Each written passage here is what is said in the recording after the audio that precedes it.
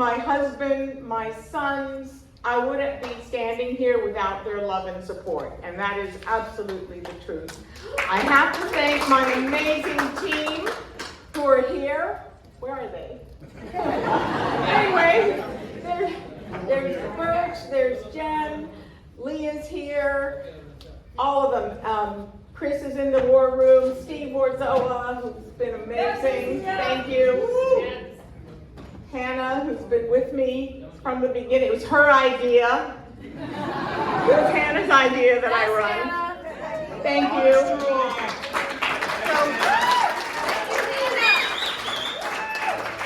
And most of all, I want to thank all of you. There's so many people here who have been working so hard for the last few weeks to make sure we got to this moment. And thank you, Joe. Thank you, Robert. Thank you, Amy and Colleen. I mean, there's so many of you, and I don't mean to leave anybody out. I know, and Basil's on my team. So thank you. We're making history here.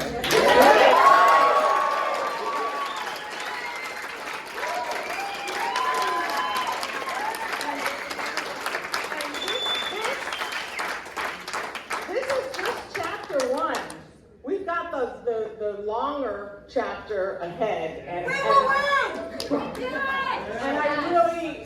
I really will need all of you here with me, and I appreciate it so much. So this has been an amazing experience for me. I stand here, I'm a Hispanic Jewish woman whose grandparents and mother escaped the Nazis. My parents, my sister and I escaped communist Cuba. And there are a lot of different stories. A lot of families have come here fleeing persecution, fleeing oppression. So it's not unique, but this is our story, and our journey was tragedy, it was sacrifice, but there was hope at the end, and we found hope here in America.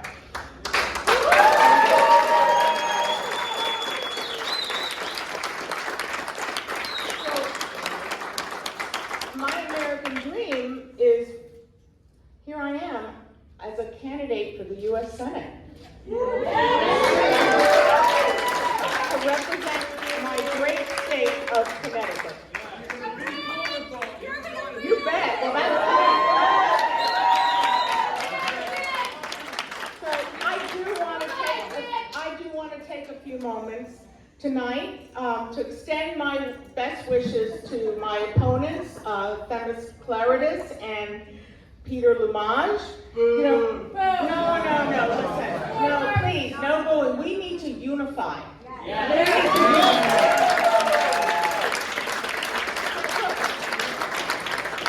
They each ran aggressive campaigns. We disagreed on some issues, but I know they love our country too. We all love our country. And they know that we must unify in order to end the Biden-Blumenthal blight here in Connecticut.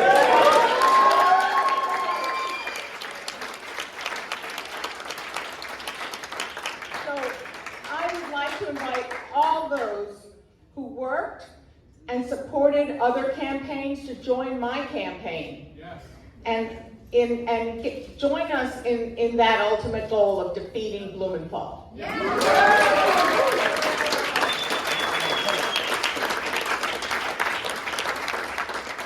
And I would like to thank President Trump. Yeah.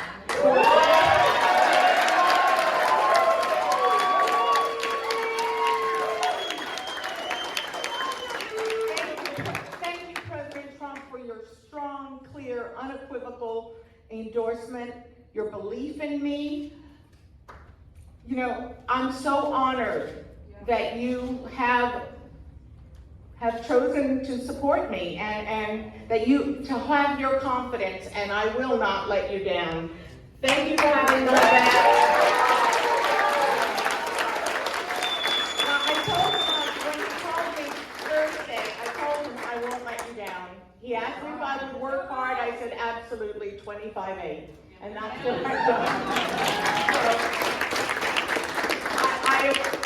So, I thank him for having my back, and I will always have his. And, all of us can tell him how upset and offended and disgusted we were at what happened to him last night. That is un-American.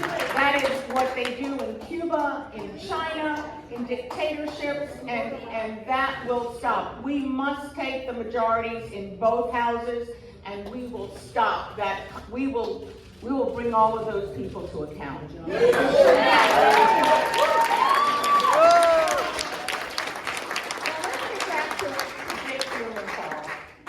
Dick Blumenthal has been in office for over 40 years, nearly 40 years. He has had a major role in creating every single problem and challenge our country is facing today. And he has been a rubber stamp for Joe Biden's failed policies. Useless. Yeah.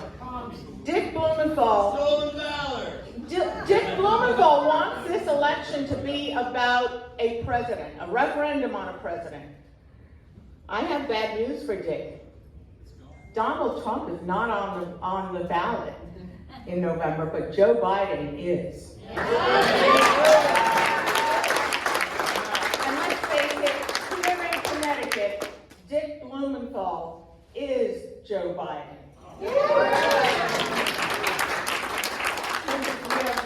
Dick has a pattern. He follows his pattern in campaigning. He wants to distract you. I guess that's why he's always in front of the cameras. And but look at what's happening to our country. We have over 9% inflation. We have the highest gas prices in history. Families have to decide, am I going to fill my tank? Am I going to feed my kids? And now school is starting at the end of this month. How in the world are they going to afford the supplies for school? And they have to make decisions. Life is unaffordable for everyone, and we all feel it. Joe Biden and Dick Blumenthal created these rising prices.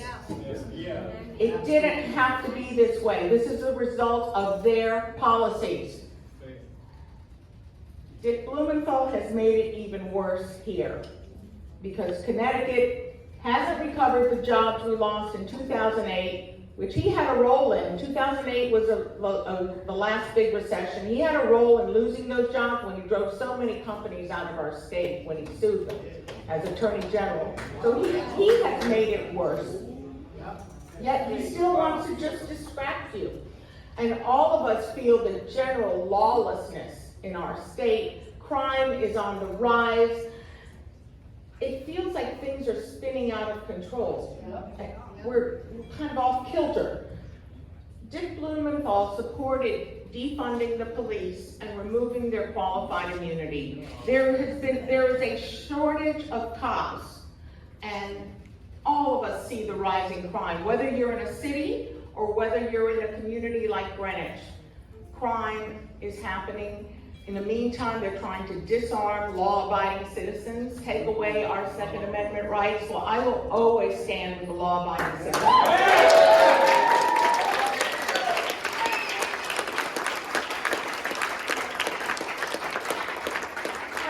They are more concerned with the criminals than they are the victims.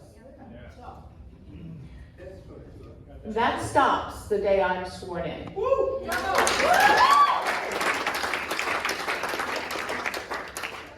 Parental rights have been attacked. That's right. You saw, I have 3 amazing sons. And if someone had told me that I could not be involved with their education, or that I didn't have the last word in their medical care, or there were things that they were teaching my kids that I couldn't know about, they would have had a lot more than a tiger mom to deal with. Parents, these are their children. Parents are in charge. They are responsible for their kids' welfare, any medical decision, and their education. They are not domestic terrorists. They are parents. And I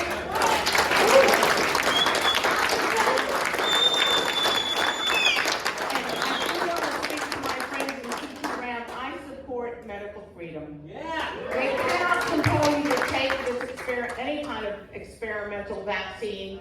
And it's shameful that our first responders who were there for us during COVID are now losing their jobs because they don't want to take the vaccine. That is a personal decision, and I stand with their medical freedom.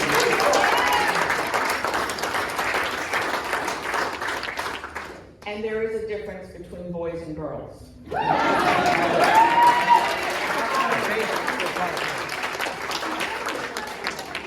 are not the same, and boys do not belong in girls' sports or in their locker rooms. That is insane.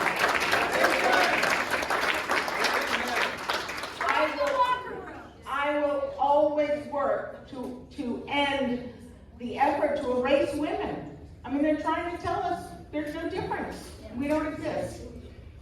The woke forces are trying to destroy the American nuclear family. Yes. And I will always stand with the family. I will always stand for life and protect babies in the womb. Yes. Dick Blumenthal wants to pass a law allowing abortion up to the day of birth. I call that infanticide, and I will always stand against it. I will never waver.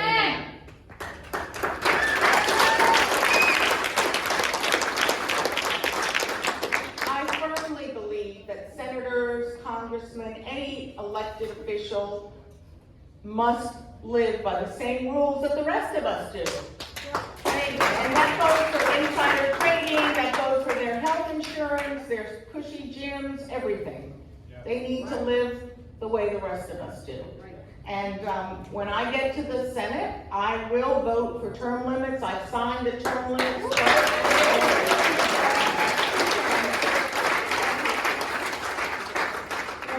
Our country is really badly on the wrong track. But Dick Blumenthal, he still just wants to distract you. And I've never been so concerned about the future of our country. This is what I commit to. I will always fight for the families of Connecticut. I am not a career politician, I am a career American.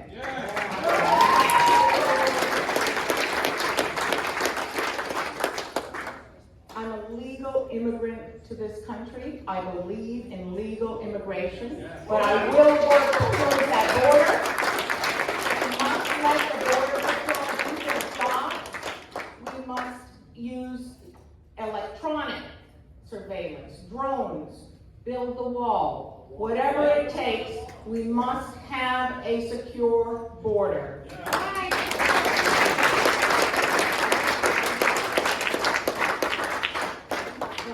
I've lived an American dream, as I told you. I worked hard.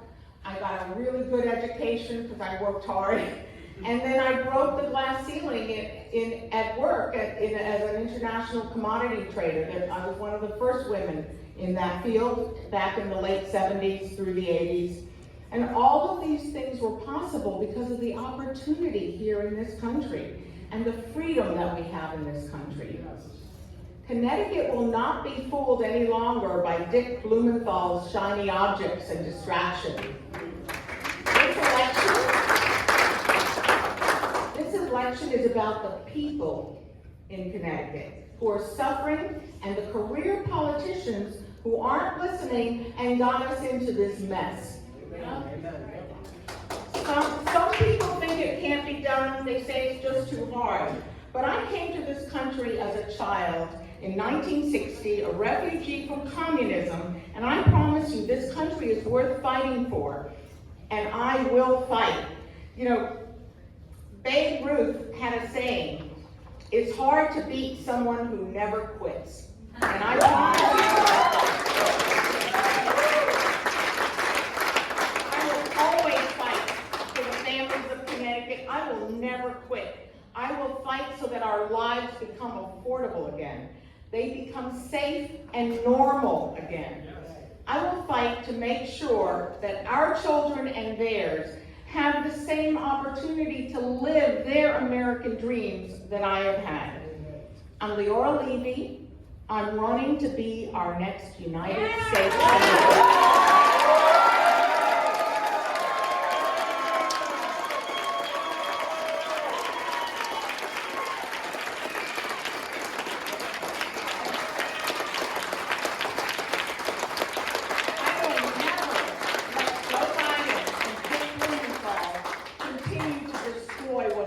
Our country so great. So thank you. Que Dios te bendiga, which means may God bless you, and may God bless the United States of America.